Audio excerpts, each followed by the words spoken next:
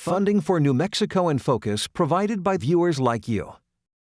This week on New Mexico in Focus, reaction to the governor's decision to end the state mask mandate and how our top health official is responding. Comparisons of why we're doing this today when we didn't do it before, I'm not sure that those take into consideration all the variables. Plus, a call from the Catholic Church to end our investment in nuclear weapons. New Mexico in Focus starts now. Thanks for joining us this week. I'm your host, Gene Grant. 1 week after the end of the regular legislative session, we're checking in with a political science expert to better understand what was accomplished and what he says is the bottom line for most New Mexicans when it comes to our state legislature. That's coming up in the second half of the show. In just 15 minutes, environment reporter Laura Paskus catches up with an Albuquerque City Councilor working to end the city's ban on plastic bags, only a few years after it began. But first, we're checking in with the line as the entire state scrambles to find practical solutions after the governor's sudden move to end the mask mandate. Let's get right to our panel. Welcome to our Line Opinion panel this week, and thank you for making the time to be here with us. First, we're happy to have Kathy McGill back with us. Kathy is the founder and director of the New Mexico Black Leadership Council. We're also welcoming back our good friend Tom Garrity from the Garrity Group Public Relations. And it's great to see TJ Trout at the virtual table, host of the Afternoon Drive show on KKOB. Thank you all for joining us this week. Now, shortly after the end of the legislative session, Governor Michelle Lujan Grisham made an abrupt announcement ending the New Mexico's indoor mask mandate. It came a week after State Health Director David Scrace told the public he thought the mandate was still necessary. Now, Dr. Scrace addressed the media on Wednesday for the first time since the mandate was scrapped. He says he consulted with the governor and that the data shows this was a prudent move. Some have questioned the timing of this, speculating there could be some politics here from the governor. How do you see this motivation here, TJ Trout? Let's start with you. What's behind the move to end the mask mandate? Well, I'm not a doctor, as you know, just so you know that. But we all breathed a sigh of relief when you said that. I had a conversation on the air with Barry Ramo about this a couple days ago, and about COVID in general. He thinks it's too soon, but I don't. And here's why. I mean, looking at the COVID numbers and the infection rate dropping and the hospitalizations dropping, I imagine the state saw this coming. And you know, I'm not usually like this, but I'm actually kind of hopeful on this, you know, barring any new horrible variant coming our way, although there was a little, not so good news about the new BA2 variant that just hit the news today. But barring any, if it's not horrible, it would seem to me that the country and New Mexico might actually be seeing our numbers shrink to the point, maybe we're getting to the point where it's not a crisis anymore. I'm believing that the Dr. Scrace and the governor are seeing data that is coming in that might actually predict what we're seeing right now. I mean, it's not a responsibility not to protect those who are most vulnerable, because we really need to move and shift onto doing that. Our seniors and our people who are immunocompromised need to be protected. Now we got to concentrate on those people and make sure we keep them safe. But if you look at the stats, Gene, most people who die from this still are unvaccinated, granted. But also, if you look a little deeper into the stats, most people who are dying from this are elderly and immunocompromised. Hey, Kathy, TJ mentioned Dr. Scrace pointing out several pieces of data during his presentation this week showing cases dropping, hospitalizations, deaths, all dropping at a significant rate. Not a little bit, significant. So for those who think this happened too early, weren't these positive changes the priority from the state? I mean, it seems pretty consistent, no? Well, I think that it sort of just got all put together in this kind of mumbo jumbo, and the public's like, wait a minute, you just said one thing. Now you're saying something else. Should we have believed you before, or should we believe you now? So it becomes an issue with whether or not the citizenry trust what the information that's coming out of the government. You know, we believe that, it's facts-based, that masks do work. And so, I don't think that that's really in question based on the science, but what happens is that people just don't know whether or not they can trust what comes out of those offices, because they believe that it's tainted, by politics. And the culture wars that we've been experiencing related to these mask mandates. So I think a lot of people are just saying, I'm just going to do what feels right for me. And, I'm not sure if we've lost an opportunity to develop trust for what we need to do going forward, having gotten rid of this mask mandate, although we're following what the rest of the country is doing right now. Good point there. Hey, Tom, without this mandate, it's now, let me talk about schools here. Individual school districts are now in charge of deciding whether or not to enact a masking rule in classrooms. So I got to ask, is it fair to shift this burden onto districts, or was this just an inevitability of the decision making? Well, there's always going to be the shifting whenever this, as long as the public health orders exist, there's always going to be opportunity for additional interpretation of what the rules are. I think one of the key things that Dr. Scrace said that's relevant to the question you asked is, as he wrapped up, or as the news coverage wrapped up, Dr. Scrace says the responsibility of deciding how to keep ourselves safe has moved from the state government to the individual. And I thought that quote that was in the Albuquerque Journal was just really so telling, because all of a sudden now, the focus is on the individual and we're all kind of responsible. And so I think I see a lot of shifting of the responsibility from government, to other entities, whether it be a school district, of course, hospitals, mask mandates are still in place. That's right. Elder care facilities, mask mandate is still in place. And that's good. I'm in favor of that. I don't know, to kind of chime in on the thought if it's too early. Initially, the medical solution of the masking was to slow the spread of COVID. And now with the positivity rate below 10%, it seems as if that has worked. So it's time to relook at it because the impact from the mask mandate has impacted so many different organizations and individuals, both for the good as well as for the bad. Yeah, I saw some recent numbers on what's happened to the restaurant industry and continues to. It's really just ugly. Hey, TJ, one quick last point on the school thing. When you think about it, there's been a lot of other states that have done this mask mandate kick down to the schools. And what's resulted is the schools have become a flashpoint for protesting, even the administration buildings. Do we want that? Do we want the protests to now be concentrated on the doorsteps of our schools instead? Well, I think I don't have kids, so I can't personally talk to how I would feel if I had kids in the schools. So I understand, though, that parents are very concerned, but if parents are concerned, they need to be concerned less about the politics and more about the science and more about what's real and what's not real. And I want to talk to something about what Catherine just said about the trust, the public trust. And obviously, we're going through a whole bunch of stuff now related to public trust, not just in science, but just in politics. But I think people need to realize, I don't know if the state was good at getting this message out. Science naturally changes. Science changes with acquired knowledge.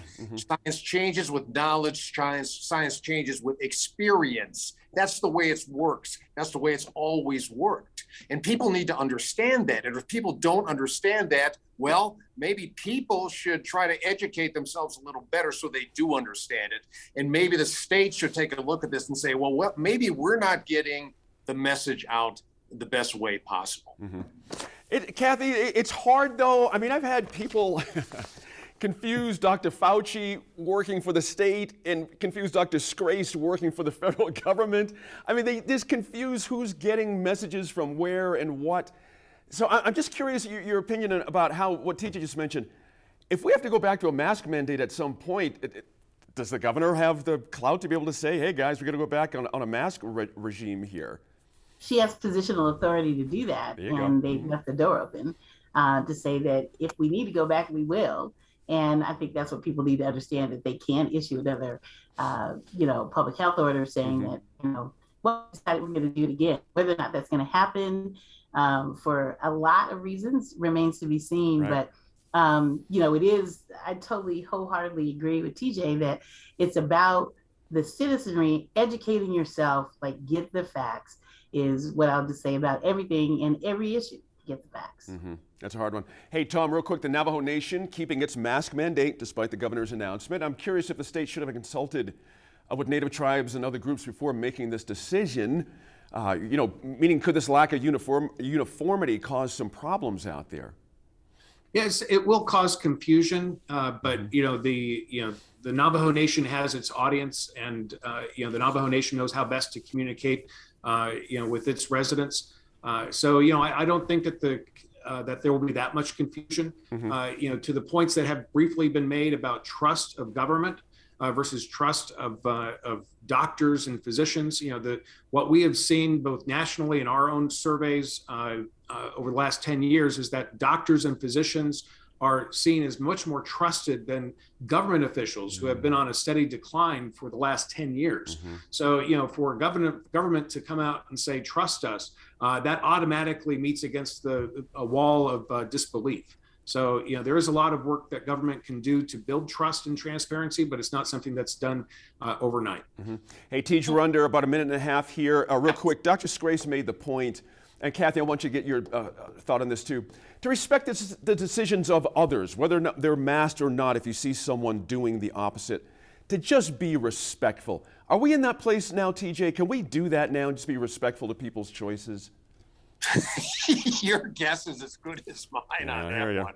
But obviously, we don't want to see fist fights break out in Smiths. It's bad enough what people do to each other on airplanes these days. I mean, yes, just have some common courtesy. Respect each other. Don't be a jerk. How's that? Are those words to live by? There you go. Just be polite. 4 simple words. All. That's right. Kathy, your thought on that? The idea of respect in this world. Find out what it means to me. I mean, just understand that your rights end at the tip of my nose. So, people need to do what's best for them, I guess, at that point. And we hope that we're thinking about what other people need as we're walking through this society where, our fates are inextricably bound. Good point there. Hey, thank you all for that discussion. We'll bring the panel back in just a little over 5 minutes. Talk about breaking news on PNM's plan to avoid blackouts this summer. But up next, an Albuquerque City Councilor is trying to put an end to the city's own ban on plastic bags. Environment correspondent Laura Pasca spoke with Councilor Brooke Basson, who represents the Northeast Heights, to try and understand why she thinks this is a priority for people of Albuquerque. You'd like to repeal this ordinance. Can you talk about why? Sure.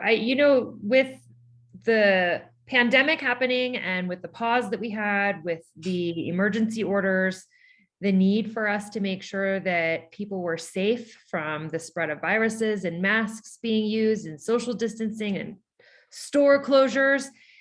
In addition to so many other things that I learned through the pandemic, one of them being that our city recycling plant is unable to recycle plastic bags of any kind, but at the same time, we're struggling to recycle some of the other materials as well with our plant. So a whole bunch of different avenues came up and different problems. So even businesses would either have supply chain issues with getting the reusable bags, or they have a stockpile of bags available.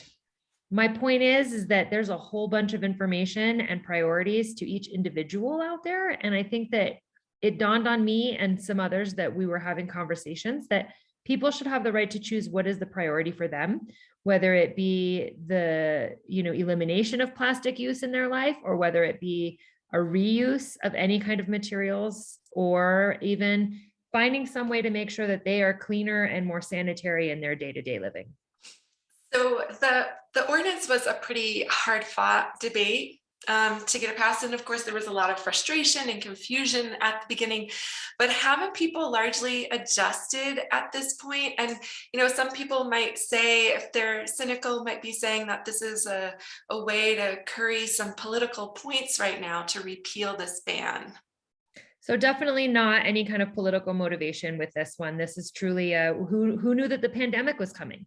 Who knew that there were going to be a change in priority for different health measures as well?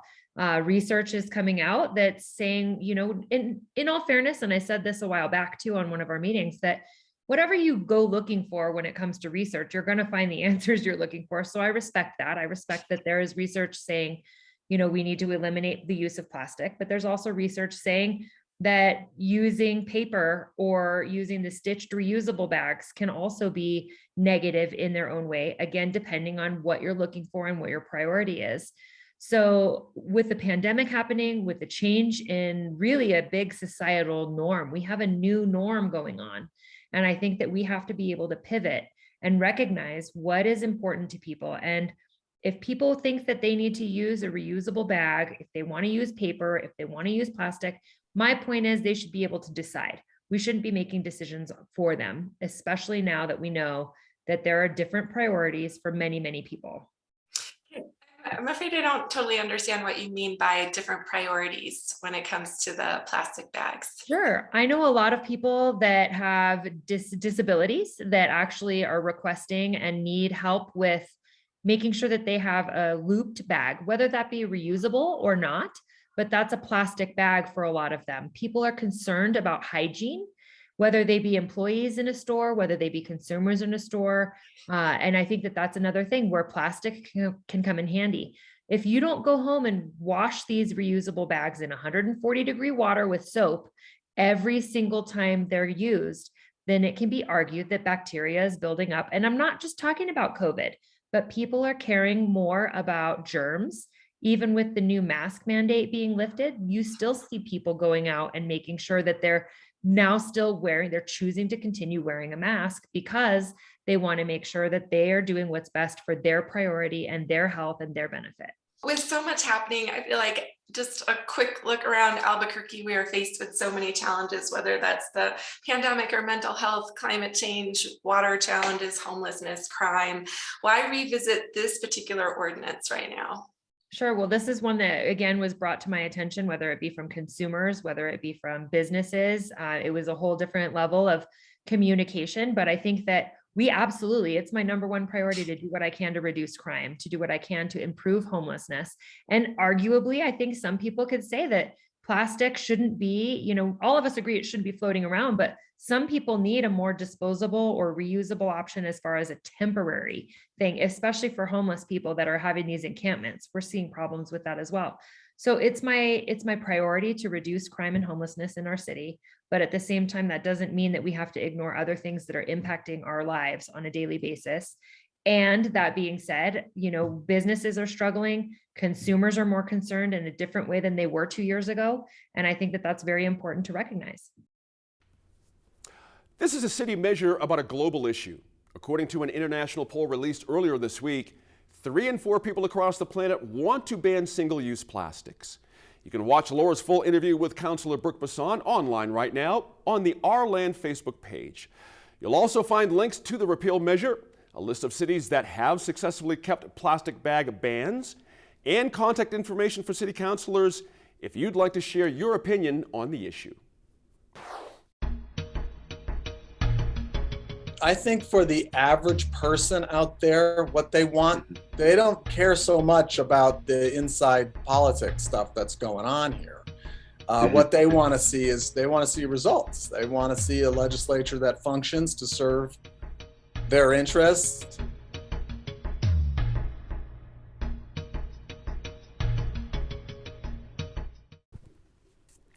PNM, the state's largest electric utility, says it has a plan to avoid rolling blackouts during the summer, but the very existence of that plan is causing some concern and confusion for customers.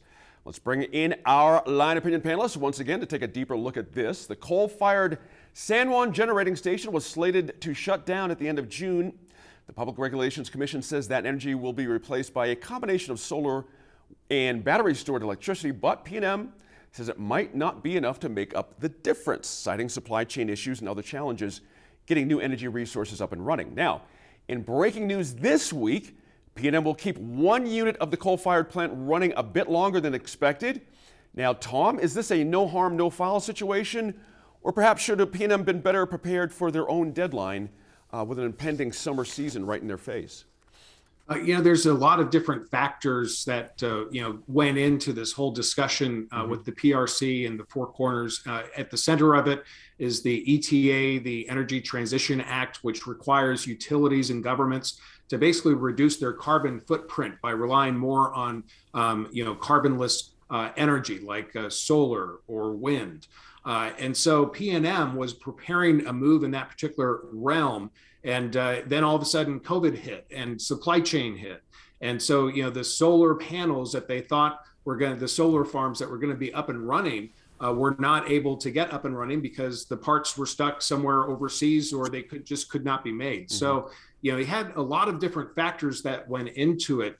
I don't know if I answered your question, but I'll just be quiet from this point until the next question. You got it. I got to follow up with you after I finish with Kathy and TJ here. But Kathy, the delay, when you think about it, could also have an impact on decision-making processes in our state, since the PRC will change over from an elected body, as you know, to one that is, appointed by the governor beginning next year. Was this part of the strategy here when you look at this?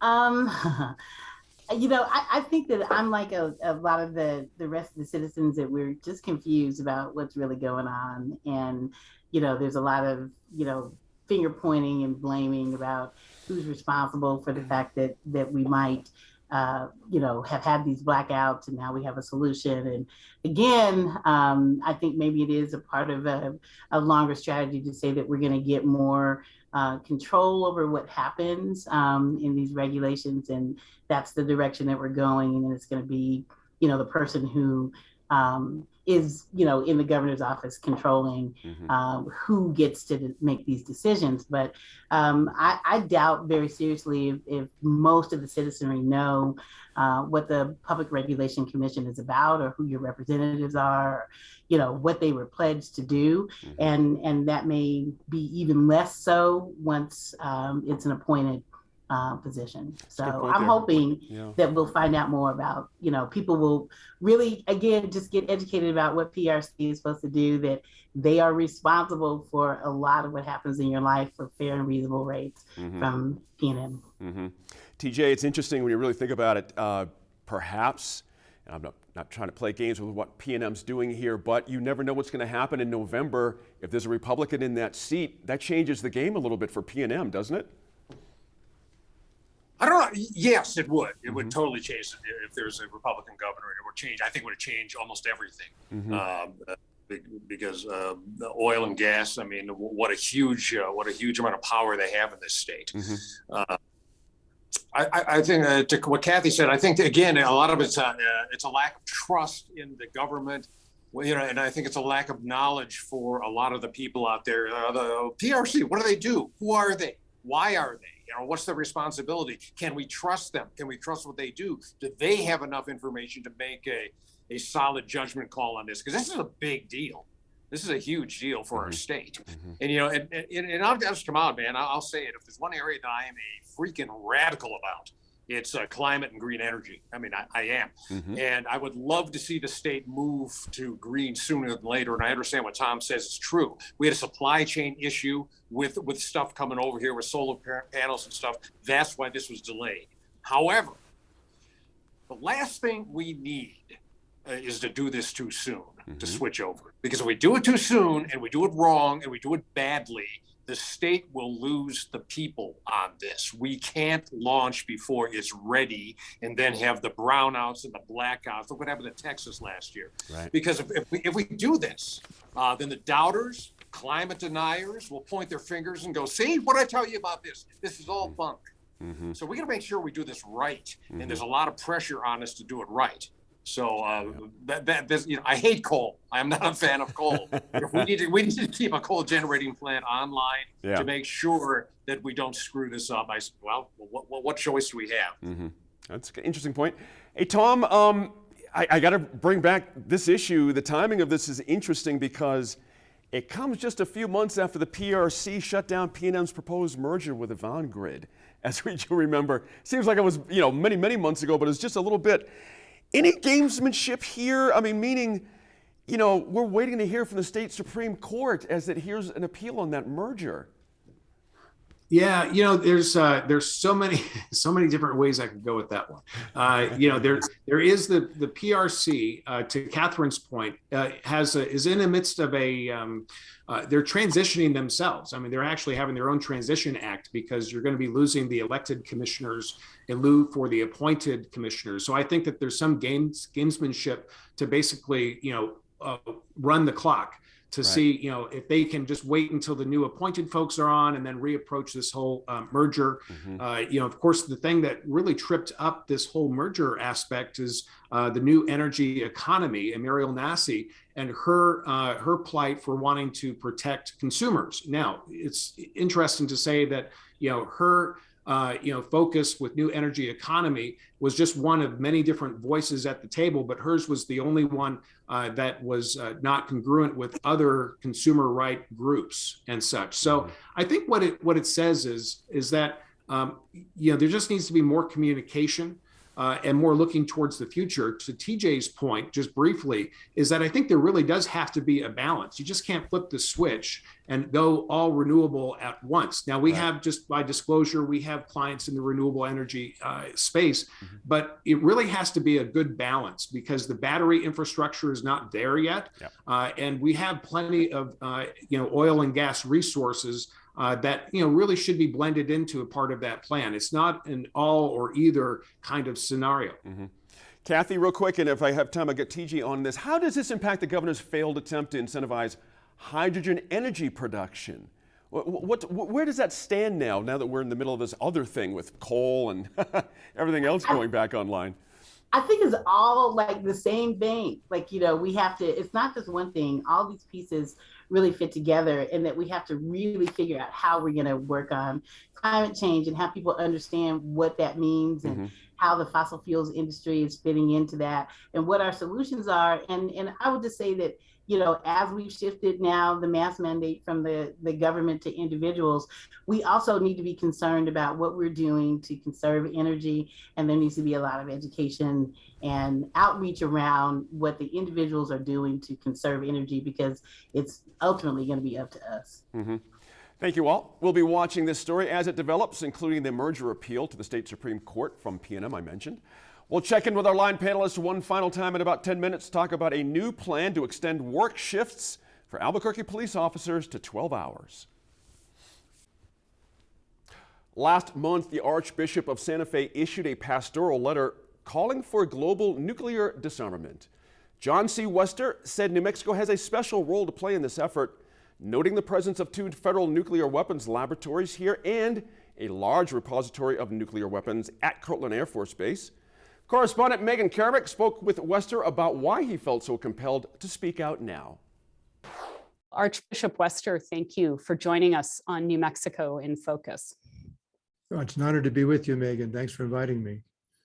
In your pastoral letter, Living in the Light of Christ's Peace, a conversation towards nuclear disarmament, you talk about growing up as part of the generation doing nuclear drills by hiding under your desk during the Cuban Missile Crisis. But it was a visit to Japan in September 2017 that really changed your point of view on nuclear weapons. Why? Well, the 2 bishops and I went on a little vacation. A part of that was to visit Nagasaki and Hiroshima. And it was really sobering, and it took us out of the vacation mode and put us into more of a reflective mode, just looking at the museums, the art, all the different ways that the atomic bombs, the effect that they had in Japan, the pictures of people suffering after the attack. And it was just so horrific, and especially with the children. I mean, the whole thing was difficult, but I read that the children saw the bright light and they ran to the window to see what the light was, and I can only imagine what happened either then or shortly after with the exposure to the radiation. So, and then coming back to Santa Fe and taking friends, through the museums and all that and seeing, well, here's where those very bombs were built and manufactured and sent off to Japan. So it just really, I think it just really touched me very deeply. And so here, I felt that we should be, as the Archdiocese and the Catholic Archdiocese of Santa Fe, we should be part of this conversation that would lead toward non-proliferation and nuclear disarmament. How did this trip, this realization affect your view of New Mexico's very large role in the creation of nuclear weapons and the state's ongoing role in this industry through our national laboratories and other things? Well, it's a very that's a good question, Megan. It's a complicated question in my mind. I mean, I think obviously on one level, I'm very proud of our laboratories, you know, LANL and Sandia. I think it's these are wonderful scientists who are committed to science, committed to the country and doing, you know, good things. I think it's so from that point of view, I respect what they do. And I think they do a lot of things and can do a lot, even more things, you know, that really build up life and help our planet and our human beings. But on the other hand, you know, these are weapons of war, and that's not their fault. You know, human beings have been at war with each other since, you know, time immemorial. So I think it's up to all of us, you know, citizens of the world to speak to this, you know. So it's not a, you know, I'm on the one hand, I'm proud of the place that New Mexico has in terms of helping our country, you know, out, and but we need to go beyond that, and we need to use this technology, the scientific know-how, to get beyond nuclear wars, because what we've created is something that changes the entire dynamic, you know, of war. It's just completely it's a paradigmatic shift. And so we have to take a second look at, you know, the just war theory and what constitutes a just war and all that. It's changed now with atomic weapons. And the just war theory, if you could remind our viewers and listeners, this was a doctrine developed by the church. Yes, this was St. Augustine is famous for it many centuries ago, the just war theory, that he looks at, you know, it has to be, you know, an appropriate response. It has to be something that protects innocent civilians, et cetera. The motivation has to be looked at. It has to have a reasonable chance of success. He has a series of criteria that have to be met for it to be a just war.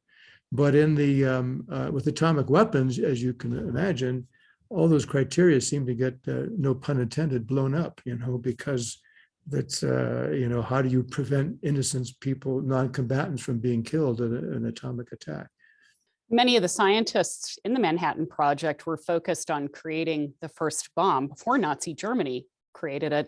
And some even had fled Nazi Germany. And I bring that up because today there are people working in the national laboratories who may have a similar sense of mission by protecting the nuclear arsenal. What would you say to them? Well, I would say that the nuclear arsenal it's a false sense of protection. It's a false sense of security. I know that, you know, we all feel that we watch, you know, Rambo-like movies and the powerful United States, but it's a false sense, because it's not protecting us. As a matter of fact, it's probably our greatest threat, I would say, in the world today. You know, we talk about Pope Francis talks about Mother Earth, you know, our common home, and climate change, and doing what we can to help the Earth. Well, here's a huge threat, you know, that if this ever was unleashed, that it would be catastrophic. So I don't think that it is. By modernizing our weapons, by continuing to develop them, we're not protecting anybody. That's just not true. The real protection of humanity, of the globe, of the world, would be for us to come together and to use diplomacy, to talk with one another, and to work out our differences that way, and to get rid of nuclear arms. I'm not naive. I realize that, you know, a lot of these countries are not going to just go, oh, okay, well, what a fine idea you have, Mr. President. Well, let's all do that. It's going to be difficult, and we hope we can avoid even war with conventional armaments. But the point is that, you know, I compare it in my own mind, you know, even to the argument we talk about with guns. You know, if you've got one of those automatic weapons, you can kill a lot of people in a very short time. If I have a knife, I might kill somebody, but it's going to be limited, you know. So both are bad. You know, we want to get rid of all instruments of destruction and weapons like that, but in the sense to be used for war. But I think in this case, we need to get rid of nuclear armaments because they're so destructive. And you say in your pastoral letter that, and you've been saying in our conversation, you want to start a statewide dialogue around these issues. How do you see these proceeding? What will they look like? I would like to see our parishes, for example, and their peace and justice commissions and committees maybe take this up as a topic, and I'd like to see us, writing to our elected officials to, express our concern about this issue. I think, people can certainly, there's a lot written about it. People can educate themselves about the matter instead of just accepting what we hear, but to really go into it and investigate it and read about it. We put in the letters a lot of practical things that people can do, enable to kind of further the conversation. I think that the more we think about it, pray about it, read about it, then we'll be able to kind of converse with others and to really talk about it. Well, Archbishop Wester, I appreciate you taking time to talk with us. Well, thank you, Megan. You can watch Megan's full interview with Archbishop Wester online right now on the New Mexico in Focus YouTube channel, including why the Archbishop says nuclear disarmament wouldn't necessarily eliminate jobs at our New Mexican laboratories. We know how to survive. And so I see Africana Studies as helping provide those tools, and not just to African American students or students from the Black diaspora, but all students.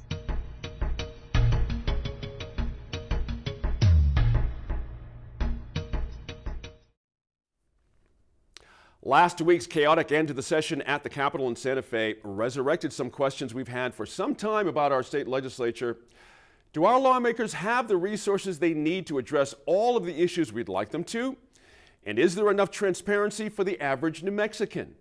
I brought those questions to University of New Mexico political science professor Timothy Krebs. We had an awful lot of things, and we'll start to get into detail about this. An awful lot of things that are huge issues tried to get done in a 30-day session. I'm so curious, just from your point of view as a political science professor here in New Mexico, is our session lengths just not viable anymore in a fast-moving world? I really think they aren't viable anymore. I mean, you've got in a 30-day session, it's supposed to be about the budget. The governor, though, can put things on her call, legislative items that are non-budgetary in nature. And even, just that one person having that ability to do that, that agenda can get packed pretty quickly. And in our modern world, things can be really complicated.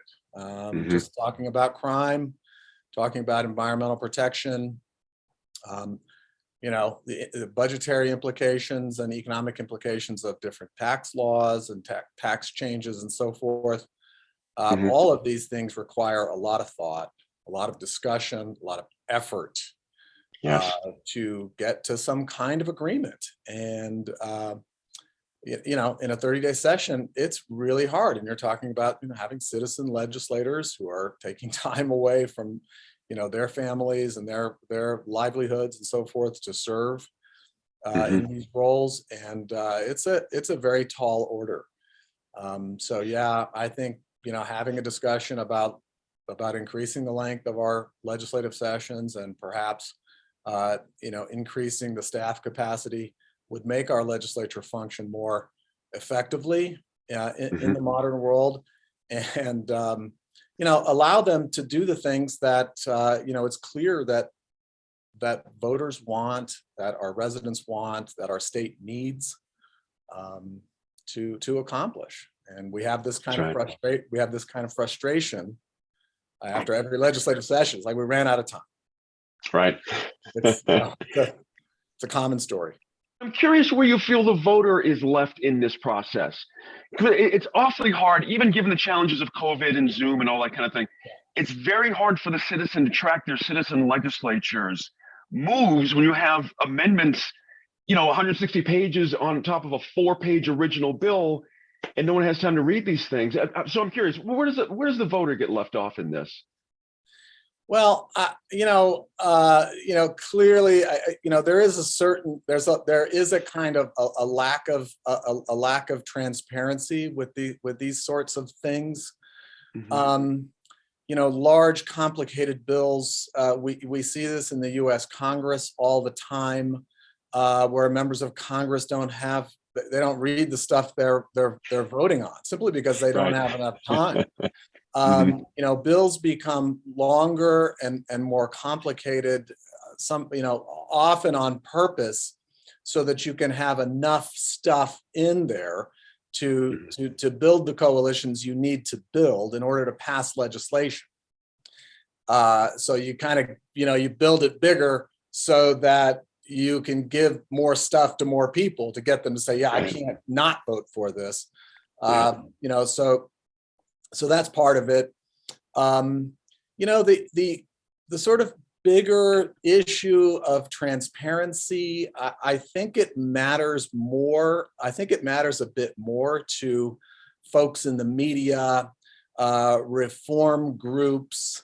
I think for the average person out there, what they want, they don't care so much about the inside politics stuff that's going on here. What they want to see is they want to see results. They want to see a legislature that functions to serve their interests, to address the challenges they face, to address community conditions and statewide conditions, to move the state forward. And so, on some level, I think, for the average voter, this kind of stuff is just like, yeah, I mean, it's not that, it's not particularly important. What's important is sort of what's done at the end and whether it improves people's lives. You can watch my full interview with Dr. Timothy Krebs online right now on the New Mexico in Focus Facebook page and our YouTube channel. Now, days after the state legislature passed a broad package of initiatives meant to help fight crime, the Albuquerque Police Department is announcing a change that could have an immediate effect. APD says it's extending officer shift times to 12 hours to help cover staffing shortages. Now, TJ, is this a good short-term solution? I mean, a 12-hour shift, being a cop is different than 12 hours doing a whole lot of other things. I'm curious your thoughts here. Again, I keep passing the buck, Gene, but don't ask me, ask the cops. True. I mean, working a 12-hour shift, that's got to be tough. I'm wondering if they're cutting back, giving them less day to work, one less day to work, and doing 12 hours, Right. 4 day. It is a 4-day scheme. Oh, it's terrible. Yeah, that is part of it. Man. But what do you do? I mean, I had Martin Chavez on the air a couple days ago, and we were talking about when he was mayor, he had an average of about 1,100 officers on the streets at one point when he was mayor. And he thinks now, based on our population, that we need between 1,300 and 1,400 officers on the street. So he thinks 400 more would be good, 500 would be better. When I talk often on the record with law enforcement, I do that a lot. And they've all repeatedly, over and over, they tell me, they said, look, what we're doing right now, we don't have time for neighborhood policing anymore. We're going from 911 call to 911 call. We're dealing with emergency to emergency. That's all they're doing. It was a positive thing to see recently about the traffic stops. I mean, obviously that needed to be done. They pull over speeders, which is good because that's a way that they're catching a lot of wanted felons. That's the way they're apprehended. I want to revert back to one thing that Tom said earlier, and I just need to have in this. What happened on Wednesday with the street racer slamming into that school bus? I mean, why is this happening? We all see it on the streets. We see it almost every day. We see people racing. I see these muscle cars go zooming by me every day. I mean, it happens because there's been no price to pay. There's been no repercussions for street racing. And again, a lack of law enforcement. It's not their fault. We need to hire more officers. Tom, I'm curious, any concerns about a 12-hour shift from you? Well, disclosure, I have family who works for APD. My thoughts are my own. I think generally there needs to be a consistency in schedule. Okay. And, it is 3 12s, and then every other week it's an 8-hour day. I see. And you just can't get consistency if you're doing, 3 12s, and then because we're all about rhythm, right? As far as, we have a 5-day work week or a 4-day work week. I thought that the 4 10s was something that worked very well, but with that said, I don't know, all the different logistics, the number of real officers that are out patrolling the streets on beats. I know that we need more, and that there's an academy class of about 50 people, cadets who will soon be on the streets, which is great. But it's about increasing the community presence and connection to the community is best through consistency. And I'm not a law enforcement strategist. But, I would be hard pressed to say that consistency is accomplished with 3 12-hour shifts. Yeah, that's a good point there. Kathy, I have to go right back to this whole situation. The bottom line is we have staffing shortages. That's why this is happening, not because it's more fun. We have shortages of police officers, but we have money in the pipeline now, a ton of money to hire officers. What have you heard or seen that makes you feel like we have more officers in process to follow the money, so to speak? Are you seeing anything that tells you, wow, these guys are on that way to that 1,300 or 1,400 number that TJ mentioned? This has been an ongoing problem, and I think that the citizenry should understand that it's not as easy as waving a magic wand to say, "Oh, we're just going to hire 500 more officers." It's not that easy. The recruiting process needs to be looked at for how we get people interested in law enforcement, and what the officers would say is that there's been a lot of people leaving because they feel like they aren't being supported, and it's difficult to replace them, and people are not going into law enforcement any longer because of that. So what they have tried to do, I think, is say, let's increase the salary. And now they're increasing salary for entry-level officers and for people who've been on the force for 14 years or longer. And I think hopefully that will have an effect. But all of it is just really surface level until we have a comprehensive solution about the problems that face us, and we start telling the truth about the fact it's going to take some years to get to that 1,300 or 1,400. We can't just say, oh, next year we're going to have 1,300 officers. That really, truly is not going to happen. TJ, is it about money? I mean, we could hang out a salary that could beat the band now. We got so much money to pull officers in. But I hear Tom's point about and Chief Medina made this point too, about 50 cadets about to turn out of the academy here. Do we really want cadets out or new officers on the mean streets of Albuquerque without, enough other experienced people with them? Do you know what I'm saying here? It's not just a police officer; it's a kind of police officer we're talking about here as well. Well, so this is what Kathy says. This is something that's going to take a whole lot of time. I mean, and you just can't wave a magic wand over this thing and just poof, we're going to get 300 more officers. It's not. They all have to go through. They all have to go through the process there, right. And not only that. I mean, everybody, we got money. We just gave our cops raises. That's great. But we are in competition with other cities across the country because every other city across the country is doing the exact same thing we're doing. So, we got the money.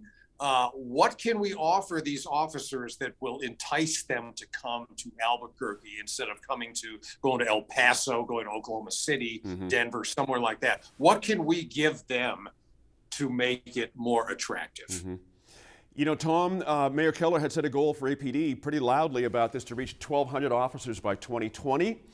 That total was, I think we're at 926, I think it is right now currently. I mean, does any of this blame fall right on the mayor's office here? I mean, I ask that knowing that he just got reelected, so the population didn't exactly blame him for crime in his response.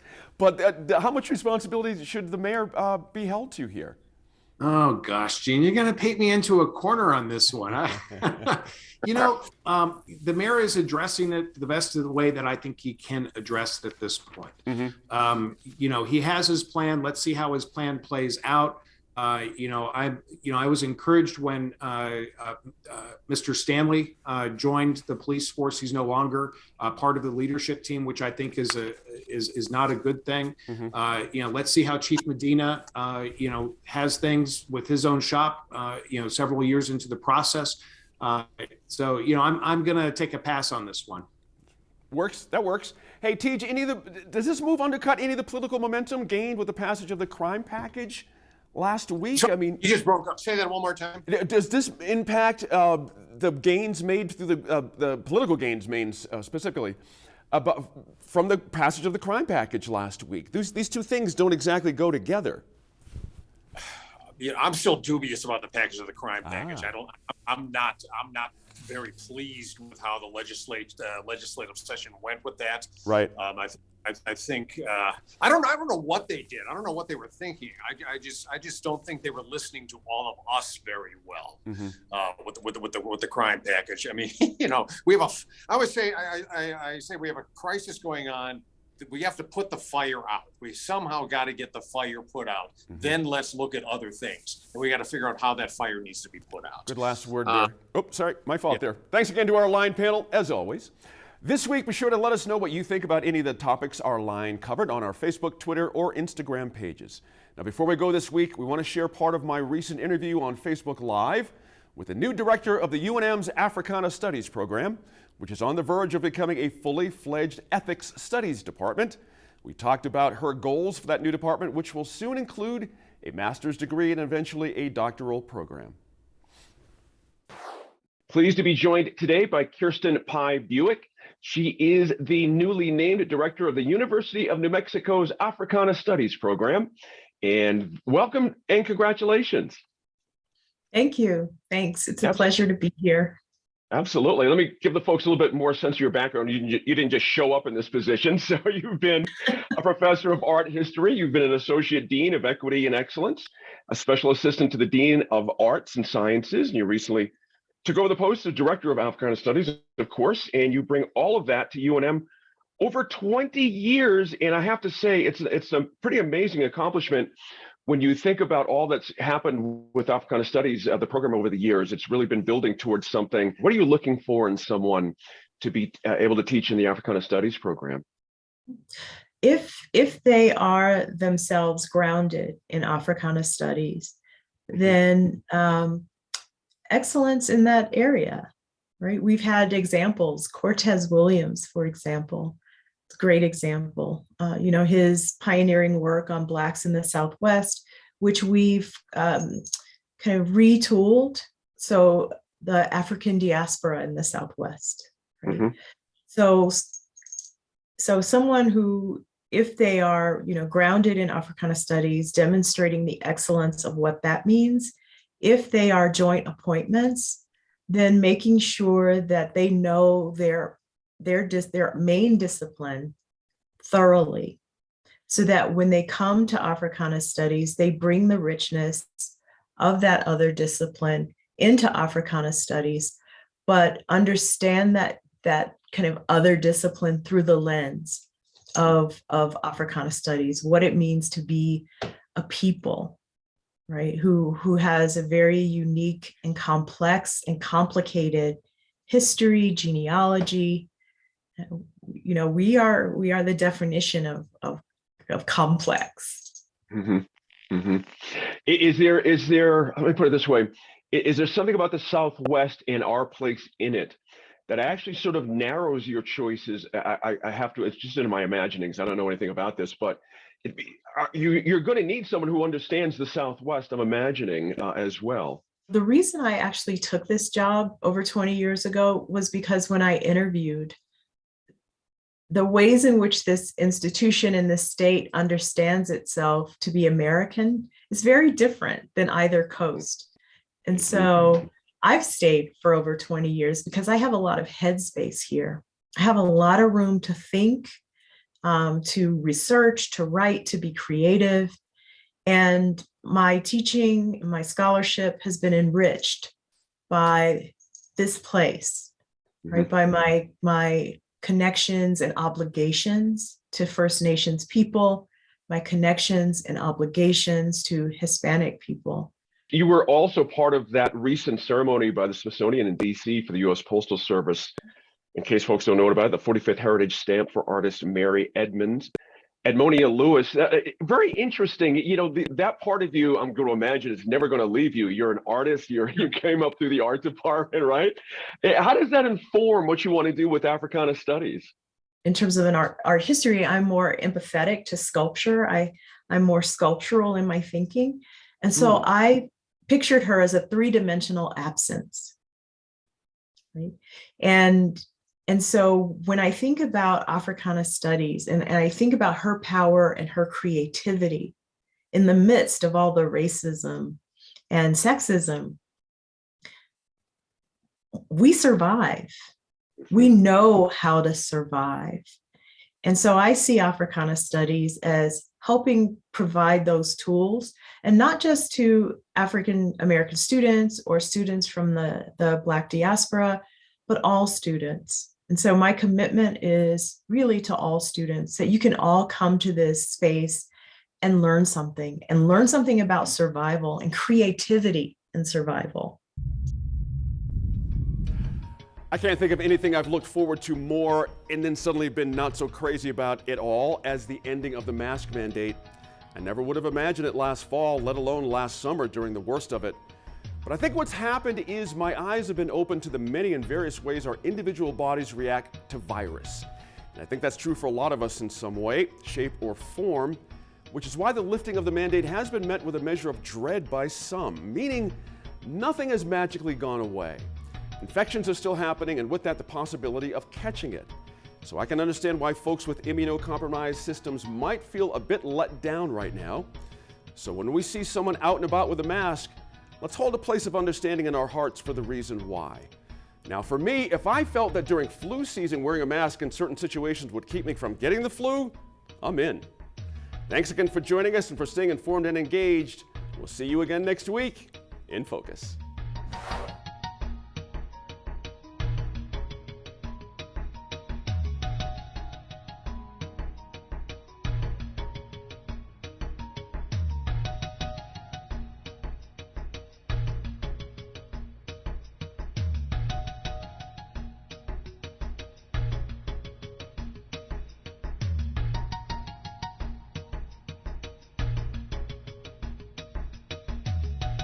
Funding for New Mexico in Focus provided by viewers like you.